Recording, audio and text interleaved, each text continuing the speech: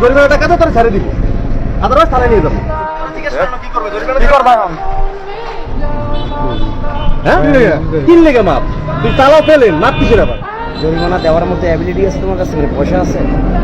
হ্যাঁ, তাহলে এখন ভাইয়ের কাছে বলো কি করবে। না তোর মাপ নেই, এটা তো ইচ্ছা কি তো না, এটা তো ইচ্ছা কি ঠিকই আছে, আর খারাপ দিল